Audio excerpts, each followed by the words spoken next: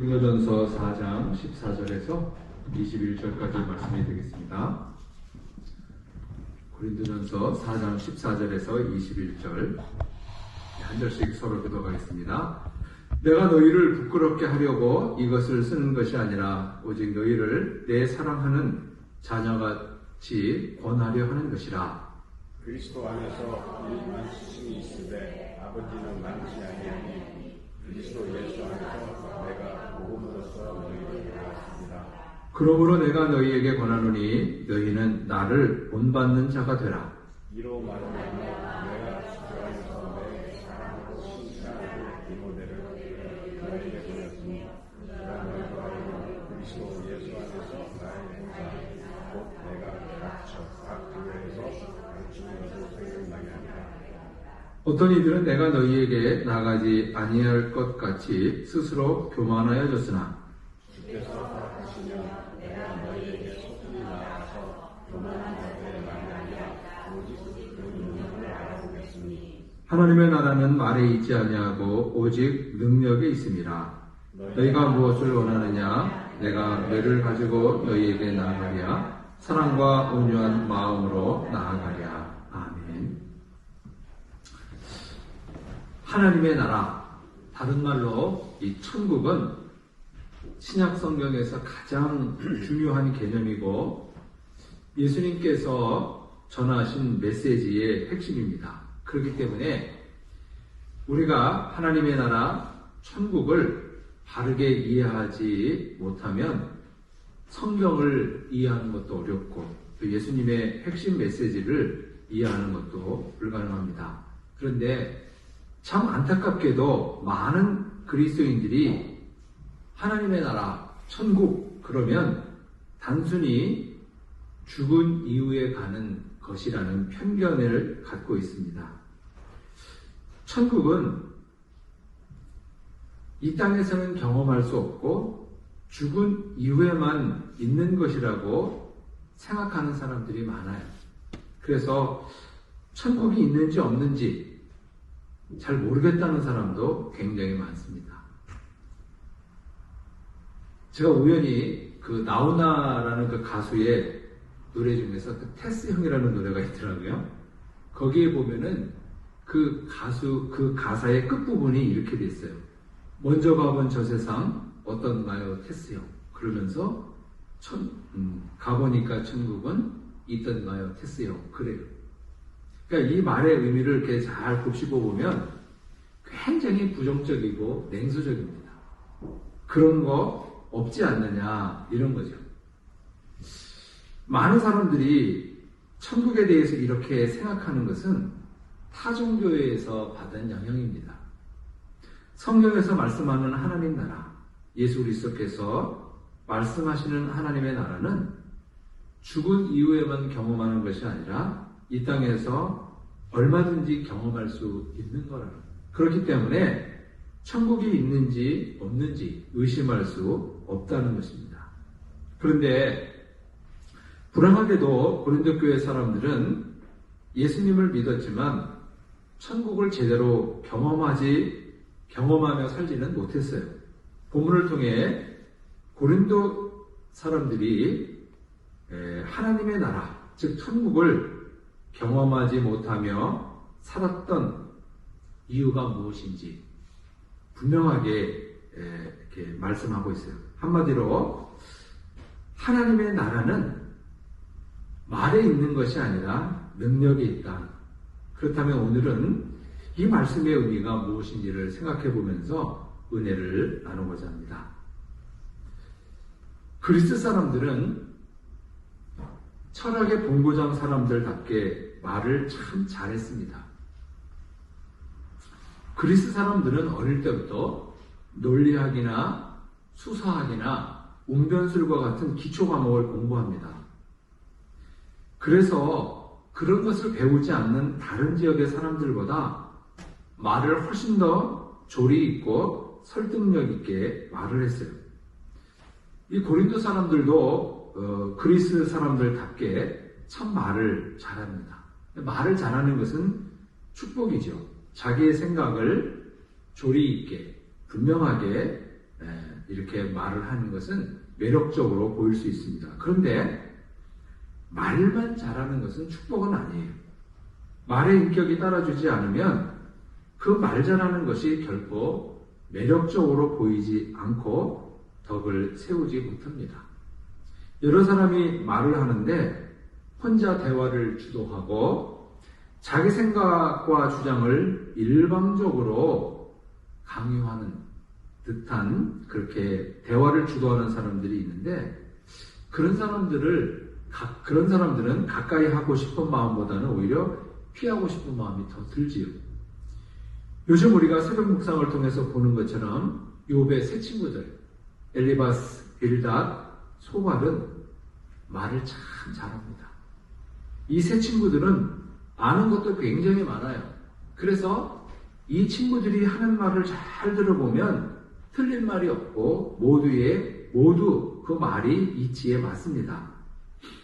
그들이 펴는 주장은 대략 인과응보의 논리죠. 좋은 일을 하면 결과가 좋고 나쁜 일을 하면 결과가 나쁘다는 것. 100%는 아니지만 대략 맞는 말입니다. 욥은 엄청난 고난의 시간을 보내고 있었는데 하루아침에 어느 날 갑자기 10명의 자녀를 잃어버립니다. 그리고 그 많던 재산을 다 날리고 몸에는 중병이 들었습니다. 그리고 부인도 차라리 하나님을 저주하고 죽으라며 욥을 떠났습니다. 이런 욥을 위로한다고 친구들이 찾아와서 하는 말이 인과응보예요.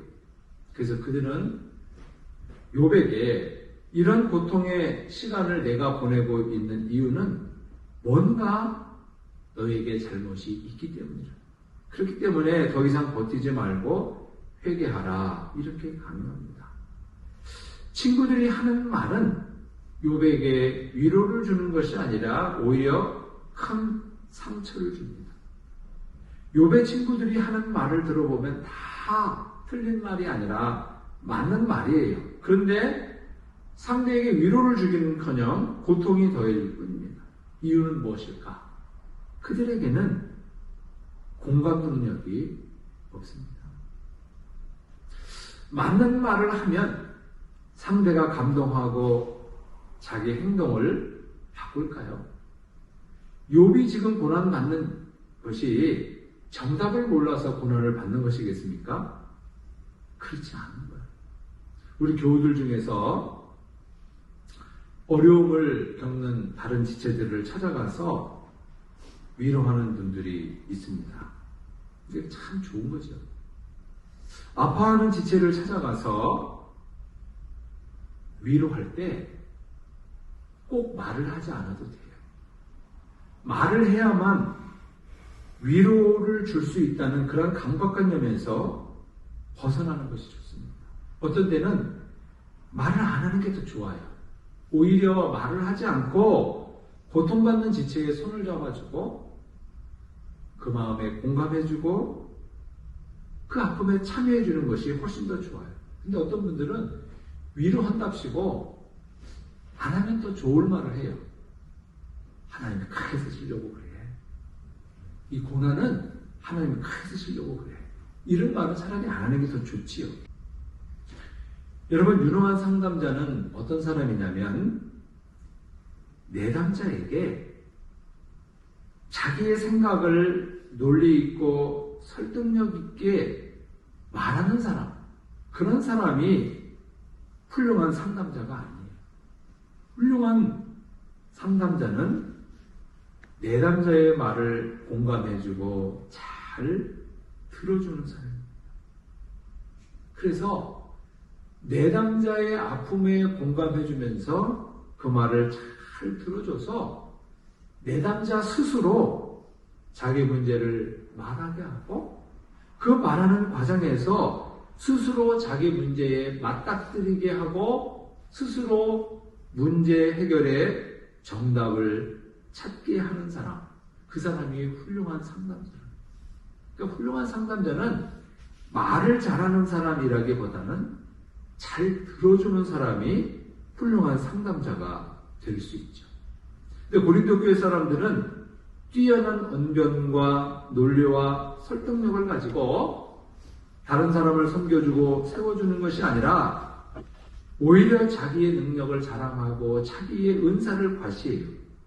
근데 그런 사람을 보면서 좋아하는 사람은 없죠. 그렇기 때문에 이 고린도 교회 사람들이 말을 잘하는 것이 교회를 건강하게 하고 교회를 세우는 역할을 하기보다는 오히려 교회를 더 어렵게 하는 그런 결과를 빚고 말았습니다.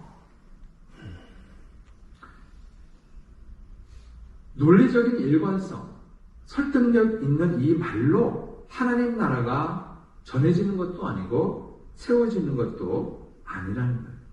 만약에 우리가 말을 통해서 하나님의 나라가 세워지고 그리스도의 생명이 전해진다면 이 땅에 순교자는 나오지가 않았겠죠.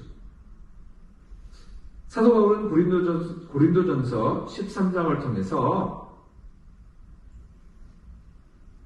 하는 말이 천사의 말처럼 내용 자체도 훌륭하고 그 아름다운 말이라 할지라도 경우에 따라서는 울리는 꽹과리처럼 듣기 힘든 소음이 된다는 말을 합니다.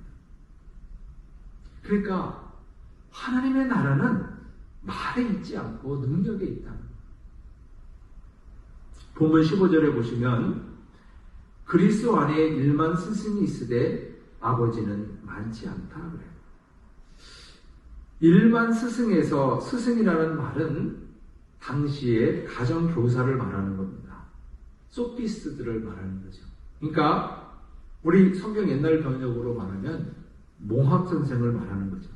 오늘날처럼 당시는 초, 중, 고와 같은 이 공교육 시스템이 없었기 때문에 집집마다 가정교사를 두어서 그 가정교사를 통해서 자녀들을 교육했어요.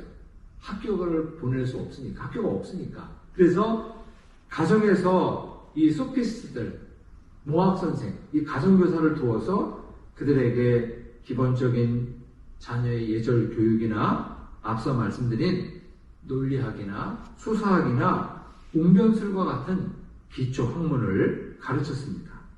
그런데 당시 교사들 중에서 아이의 인격이나 미래까지 생각하는 교사는 거의 없었어요. 교육보다는 자기 이익이 먼저였습니다. 그래서 가정교사가 아이를 맡아서 교육하는 도중이라도 그 부모가 합당한 보수를 주지 못하면 거침없이 떠났습니다. 그런 교사를 나무라는 사람도 없었고 그것을 당연하게 여기는 것이 당시의 문화였습니다. 당시에 이렇게 돈을 받고 지식을 파는 소피스트들처럼 그런 방식으로 교회 사역을 하는 사람도 적지 않았다는 거예요. 그래서 바울은 의도적으로 고린도에서만큼은 자비량 사역을 합니다. 그러니까 사도 바울이 자비량 사역을 한 것은 고린도가 유일해요. 그것은 아주 의도적인 것입니다. 만약에 바울이 다른 지역에서처럼 사역에 집중하기 위해서 생활비를 받고 사역을 했다면 고린도 사람들은 복음을 어떻게 생각하냐면 지식이라고 생각했는지 몰라요. 저 바울이라고 하는 사람은 일반적인 지식을 파는 소피스트가 아니라 좀 특별한 지식을 파는 소피스트인가 보다. 그래서 저 사람 저 지식을 파나 보다 이렇게 생각을 한 거죠. 그래서 바울은 복음이 지식이 아니라 생명이라는 사실을 가르치고 싶은 거예요. 복음이 지식이 아니라 생명이라는 사실을 가르치려면 말로 되는 것이 아니라 자기의 삶으로 전할 수밖에 없었던 거예요. 그래서 바울은 이 고린도의 사역을 시작하면서 고린도에서 먼저 만난 브리스길라 아굴라 부부와 함께 천막 제조업을 하면서 자기의 생활비를 충당하고, 그러면서 1년 6개월이라는 긴 시간을 고린도에서 보내면서 복음을 전했습니다. 바울 사도는 이런 자기를 그리스도 안에서 영적인 아버지라고 자신 있게 말하는 거예요. 그러니까 돈을 받고 지식을 받는 그런 소피스트가 아니라, 나는 내 생명으로 복음을 너희에게 주고 그 복음을 통해서 새롭게 영적으로 태어나게 하는 영적인 아버지라는 거예요. 그래서 바울은 고린도 교회를 향해서 남다른 애정을 갖게 됩니다. 만일 바울이 고린도 교회에 애정이 없다면 고린도 전서나 고린도 후서를 기록하지 않았겠죠. 교회 사람들이 서로 분열하고 다투어도 그들을 책망할 이유는 없었을 거예요. 아예 관심도 두지 않았을 것입니다. 그런데 바울 사도는 고린도 교회 사람들을 때로는 부드러운 말로 얼르고 달래기도 하고, 때로는 심하다 싶을 정도로 고린도 교회를 책망해요. 이유는 사랑하기 때문에 그렇습니다. 우리가 부드러운 말로 다른 사람을 책망하는 거 어려워요. 왜냐하면 그러다 관계가 잘못될 수 있으니까. 그런데 심한 말로 책망하는 것은 더 어렵습니다. 왜냐하면 관계가 끊어질 수 있으니까.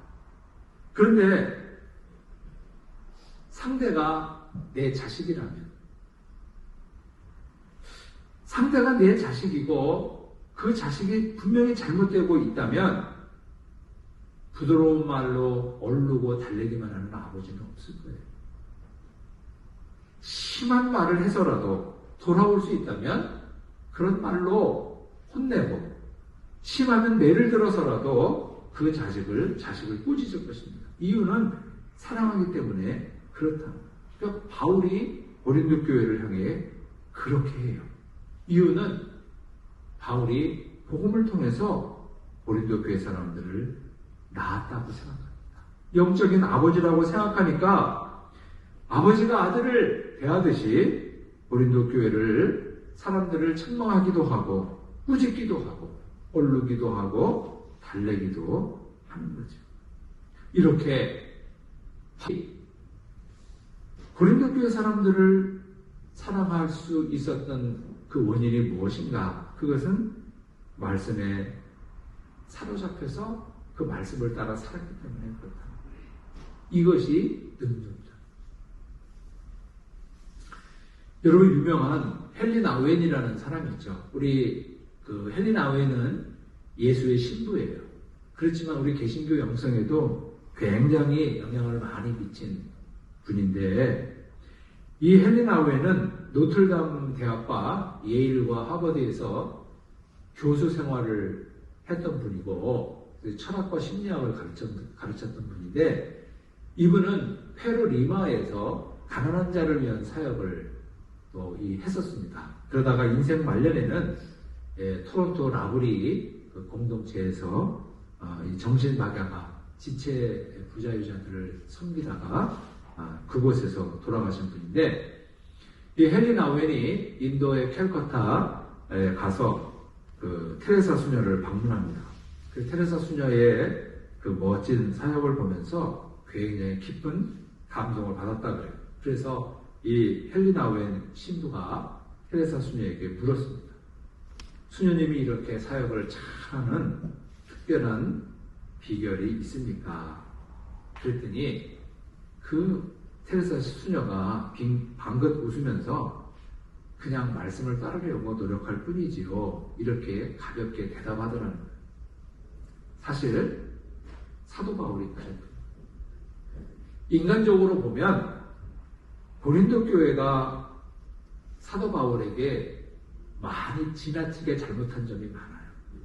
예를 들면 바울이 언변이 부족하다고, 바울은 말을 못한다고 바울을 공개적으로 이렇게 무시하기도 했고, 바울은 사도가 아니라고, 사도권이 없다고 그렇게 의심하기도 했어요. 그러니까 바울의 사도권을 의심한다는 것은 오늘날로 말하면 목회자에게 저 사람 가짜 같아, 가짜 목사야 이렇게 말하는 것과 같은 아주 심한 말이죠.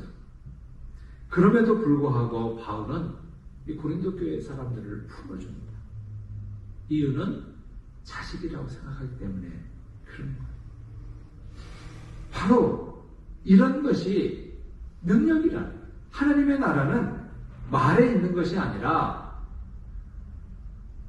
그리스도를 순종하고 하나님의 말씀을 따르는 가운데 나오는 자연스러운 충성과 헌신, 그것이 능력이고 그 능력을 통해서 하나님 나라가 이루어지고 그 능력 안에서 하나님 나라가 전해지게 된다는 것.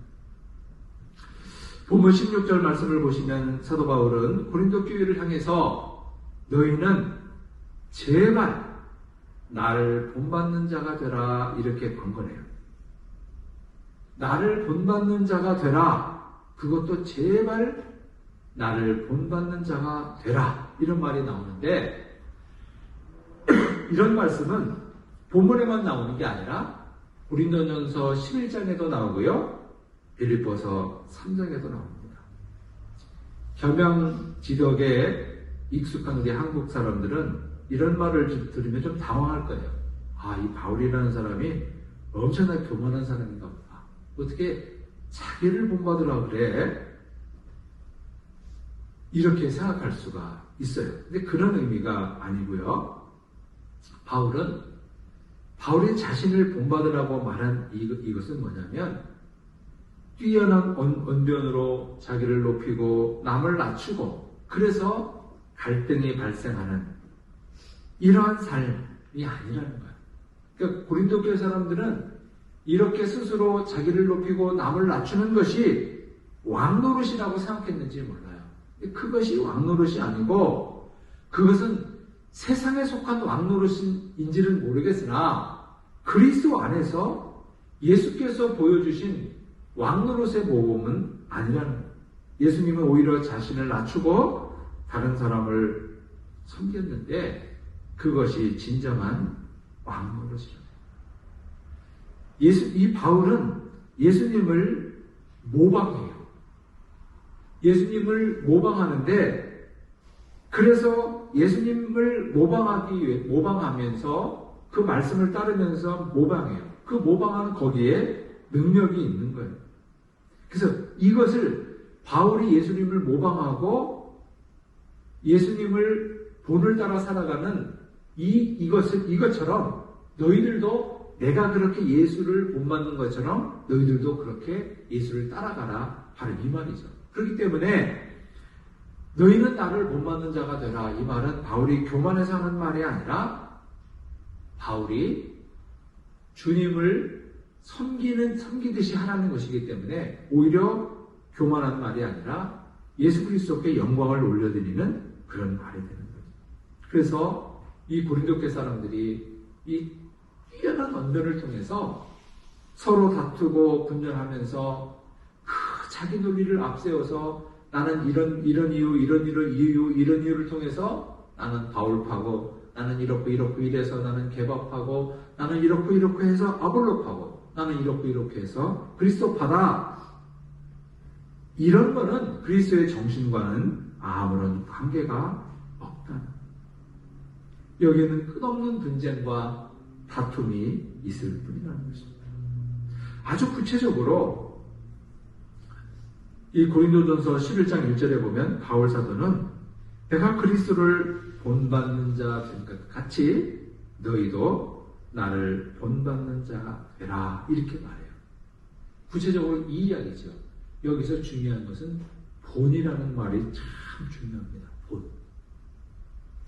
제가 지난번 살던 동네에 이렇게 걸어다니면 어떤 집이 새로 집을 짓는데요. 이 담벼락이 엄청나게 아름다워요. 그래서 어떻게 사람의 손으로 저렇게 담벼락을 멋있고 아름답게 만들 수가 있을까? 어떻게 저렇게 사람 손으로 저렇게 섬세하게 만들 수 있을까? 이게 궁금했었거든요. 근데 지나가다 보니까 그 비밀을 알게 됐어요. 그게 뭐였냐면은 철골을 이렇게 세우고 거기에 플라스틱으로 된 본이 있더라고요. 플라스틱 본을 이 철근 속에 세우고 거기에 시멘을 부어요. 그래서 뭐 하루 이틀 지나서 그걸 본을 떼내면 그 시멘트가 그 본의 모양대로 그대로 만들어지는 거예요. 이거를 연결해서 보니까 그 담벼락이 그렇게 아름다웠던 거죠. 이 본이라는 것이 굉장히 중요합니다. 그래서 바울은 예수님이라는 본을 그대로 따라했던 거예요. 그랬더니 이 바울의 삶에 예수의 향기가.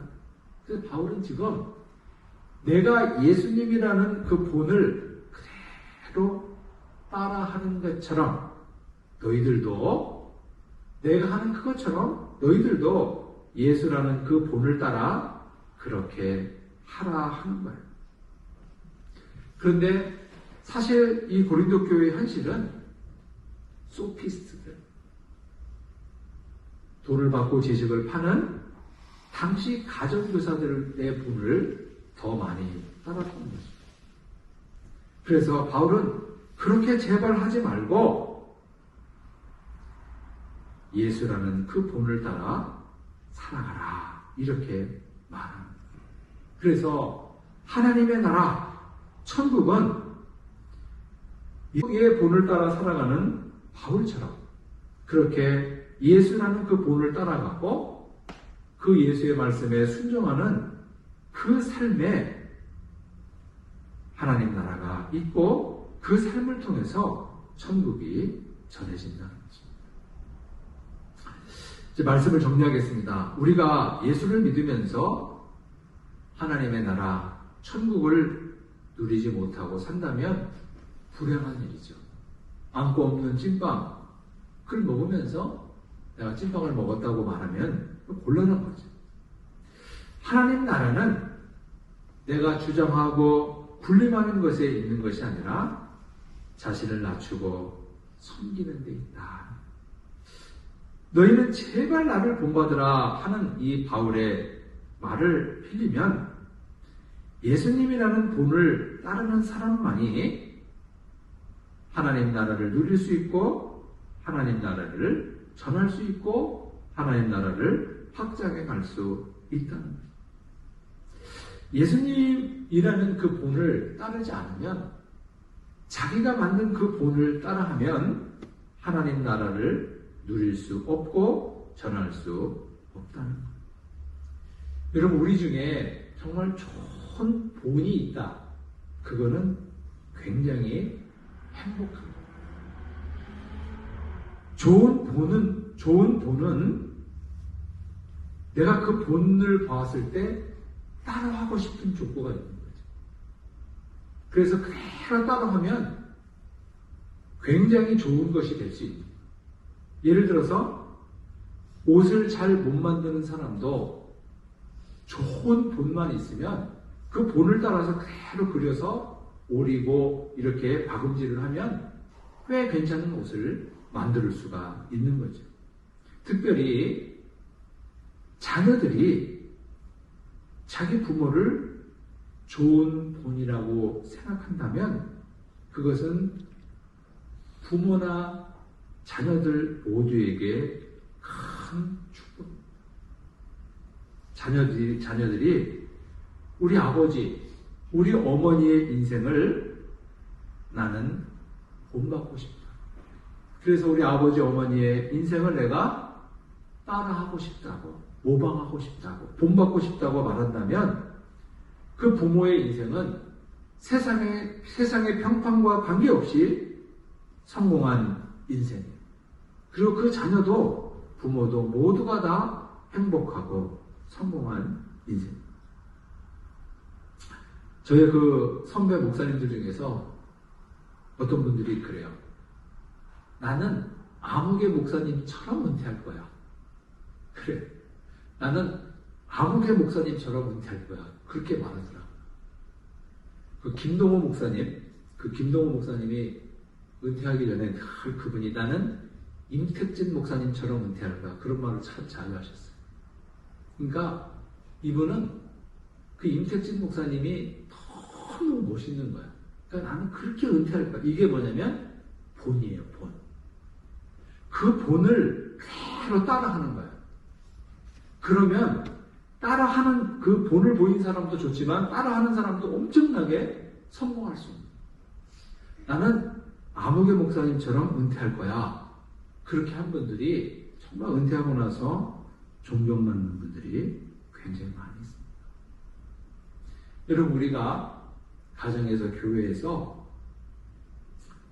완벽하진 않지만 자녀에게 본이 된다면, 그래서 우리 자녀들이 나는 우리 아버지, 우리 엄마의 삶을 모방하고 싶다. 혹은 우리 교회에서 나는 아무개 장로님, 아무개 권사님, 아무개 집사님의 그 삶을 본받고 싶다, 모방하고 싶다. 그런다면 본인도 그렇고 본받고자 하는 사람도 그렇고 모두에게 다 축복이고 모두에게 다 은총일 수밖에 없는 것입니다. 그럴 때에 거기에 하나님 나라가 전해지는 것이고 그곳에 하나님 나라가 임하는 것입니다. 우리가 말을 잘한다고 굉장히 아는 게 많고 논리적이고 설득력 있고 말을 잘한다고 거기에 하나님 나라가 있는 게 아니라 하나님의 나라는 예수 그리스도를 본받고 그 본대로 그대로 따라하는 거예요. 이 본받는 거는 사실은 어렵지 않은 거죠. 요걸 놓고 그대로 이렇게 따라하기만 하면 되는 거예요. 이게 없으면은 이걸 그릴 수가 없잖아요. 근데 이게 있으면은 대놓고 그냥 이렇게 그리면 되는 거예요. 이게 없다면은 이러면은 틀릴 수가 있는데 놓고 그대로 따라하기만 되면 쉬운 거예요. 오늘 우리가 이 말씀을 통해서 내가 가정에서, 교회에서, 혹 일터에서 본이 될 수 있다면 우리 자녀들이 우리 교회에 누군 어떤 지체가 저분을 본받아서 따라서 하기를 원한다면 모두에게 그것은 축복이 되는 거죠. 우리 교회에도 이렇게 누군가의 본이 되고자 하는 욕심, 그 욕심은 정말 좋은 욕심이죠. 욕심은 나쁜 건데 내가 누군가의 복이 되겠다는 그런 욕심은 되게 좋은 욕심이고 그런 욕심을 갖고 그런 열망을 갖고 내가 본이 될 수 있다면 나에게도 축복이고 본받고자 하는 그 사람에게도 축복이고 모두에게 은총이 될 것입니다. 그럴 때에 그 속에 그런 능력 속에 하나님 나라가 있게 되고 그런 능력 안에서 하나님 나라가 전해지고 그 속에서 하나님 나라를 누리게 되는 거죠. 이 은총이 우리 교회 가운데 풍성하기를 바랍니다. 기도하겠습니다. 참으로 좋으신 하나님 우리 아버지 주님의 귀하신 은혜를 감사드립니다. 거룩하신 주님, 예수 그리스도께서 보여주신 그 본을 따라 주님과 함께 왕노릇하는 저희들이 될 수 있도록 은혜를 내려 주시옵소서. 그래서 저희들이 어느 곳에서나 평화를 심고 어디서나 기쁨을 심는 그러한 자들이 될 수 있도록 은혜 주셔서 주님을 모방하며 주님을 본받으며 그렇게 살아가는 저희들이 되어서 하나님 나라를 누리고 하나님 나라를 전하고 하나님 나라를 확장하는 천국의 주인공들이 될 수 있도록 그래서 이 땅에서 이미 천국을 누리는 그 기쁨과 감격을 누리는 저희들이 될 수 있도록 은혜를 베풀어 주옵소서. 베푸시는 정과 사랑을 감사드리옵고 예수님의 이름으로 기도하옵나이다. 아멘.